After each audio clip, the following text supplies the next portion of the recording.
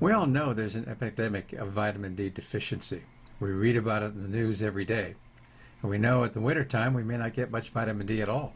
And so most of us are turning to supplementation because we simply don't get out in the sun during the time that the UVB rays are there, which means it's seasonal because in the wintertime when you're at latitudes like we are here in San Francisco, you don't get much of the way of UVB light.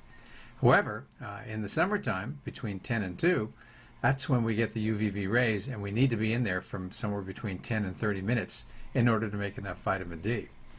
So we think we're solving the problem and think that by raising our vitamin D levels, it might make a difference. But strangely, there's not much research that shows whether or not replacing vitamin D actually makes a difference, because you'd have to do that study to find out.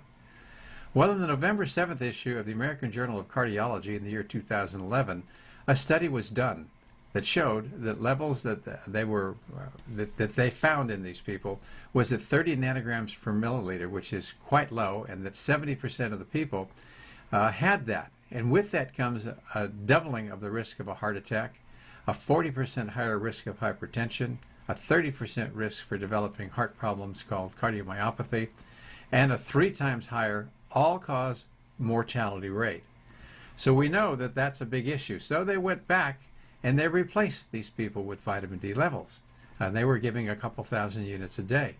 And what did they find? That it lowered all-cause mortality by 60%. And this was in a study of 10,000 people.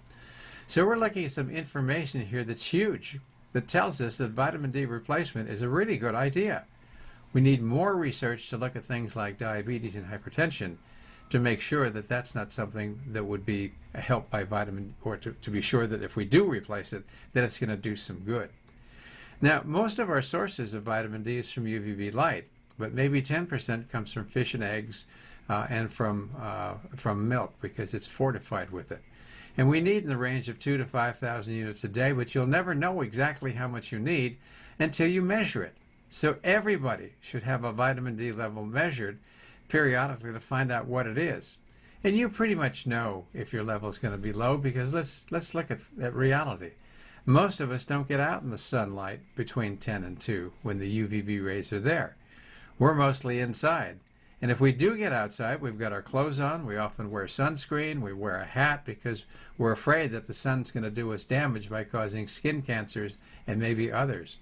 But we really should be appreciating that the risk of the major cancers, things like breast cancer and prostate cancer and colon cancer, are going to be substantially lower if your vitamin D levels are higher.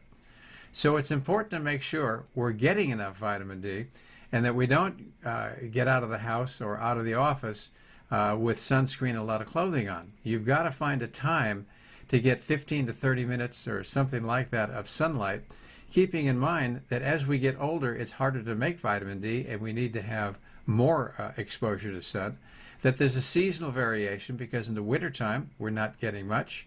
Our clothes block UVB light just as glass does, so it doesn't come through windows, and fog and smog and clouds. Dark skin means you have to be in the sunlight a little bit longer, and of course, most sunscreens are not too healthy, and I would suggest you go to drsaputo.com to Vicky's Corner and look at her information on sunscreens. It's really shocking to see how dangerous they are.